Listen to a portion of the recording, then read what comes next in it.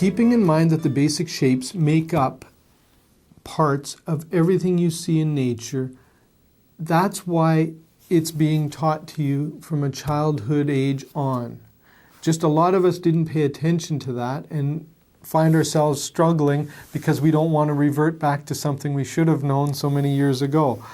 If I remind the viewer that if you take a circle and you put 4 lines around that circle, you will have a circle fitting inside of a square, touching at 4 spots of that square.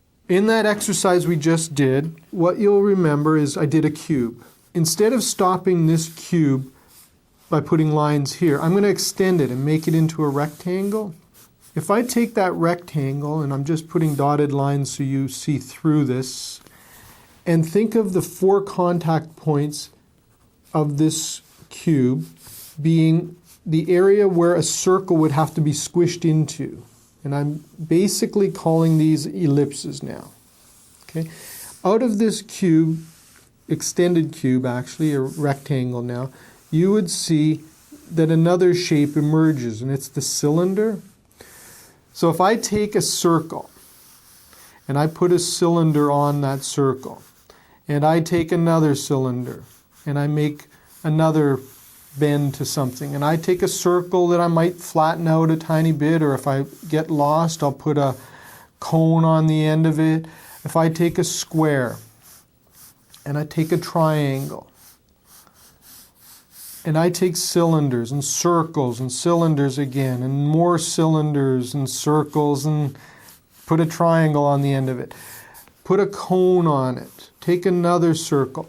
Do you see how simple it was to get to something that looks bird-like in this case? Later on, I can always take and put detail on the end of that bird to make it look like it's feathers that are flying and get into the detail.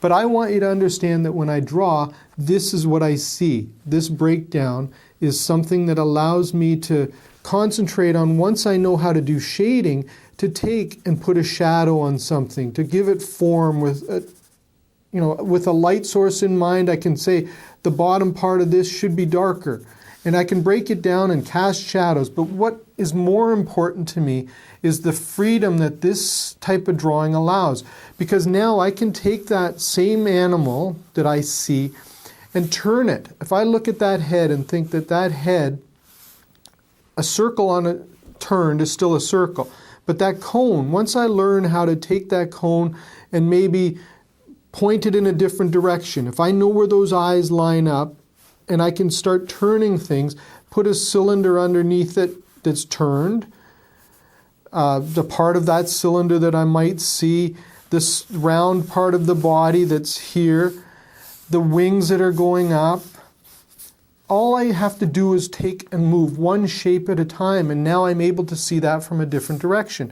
If I want to think of those legs as being cylinders still, because they are, but on this one, which is the one I've implied is back here, I want to foreshorten or put a triangle behind it while I keep this one longer.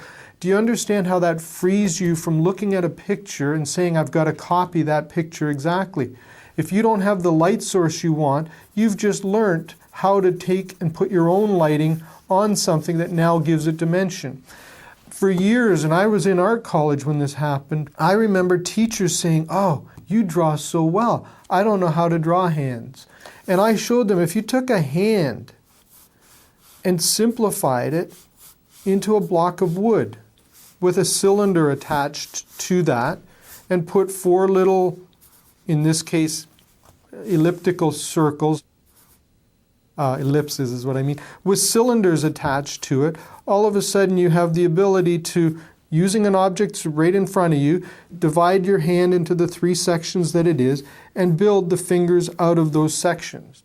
It's easier to take and put a bunch of cylinders into an object and then erase if you want to. If you're getting confused with the lines, figure that out later.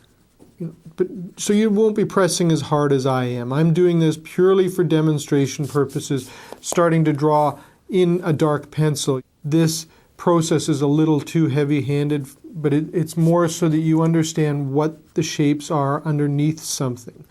If I took, for example, the circle and said, okay, that circle is applicable to almost every head you're going to see on every animal. But if I took that circle and drew another circle on it, and maybe took a triangle, took a circle, put two more circles on it, are you starting to see something in your mind that asks or begs to be named as maybe, I hope it's a lion, okay? So that I can decide from that circle what it's going to be as it happens. If I want it to be a male lion, I have to do a little bit more detail on it. But do you understand how it's starting to become easier to break things down and see those shapes inside of something if you become what I call an outline drawer? An outline drawer starts at the edge of something and goes all the way around and hopes by the time they come back that every twist and turn they took was exactly the right degree it had to be, so that when they get back to here, they're right on track, and that everything inside fits into that area the same way. What I'm begging you to see is the simplicity of that circle, and maybe the other major chunks, whatever basic shapes are involved, helps you to take a surface, a piece of paper that you may be restricted to because it's a certain size somebody wants it drawn at, or the certain size that you have to fit it into another part of your composition. And taking a circle allows you to maximize or put as much space of that object in there without saying, starting and drawing and finding out you've gone off the piece of paper. So it's my hope that another advantage of doing this basic shape is to help you save time, not have to rework something because it didn't fit on the piece of paper that you had it for. Find some props at home. A book is a square. A box of chocolates, who knows what it might be, might provide a square form to it. A ball, golf ball to tennis ball, anything could become a basic shape that you could use as a model. I would suggest you find a white one because then you'll be able to differentiate between the shadows. And an example I could bring right now is if I took this pad of paper and brought a white object close to it, you'd start seeing some of the reflected light brought into that, depending on which direction the light source is. That is reflecting light into the bottom of that cylinder, and it's another way of reading light that you wouldn't normally do. But because it's a white object, it'll allow you to see that a lot easier.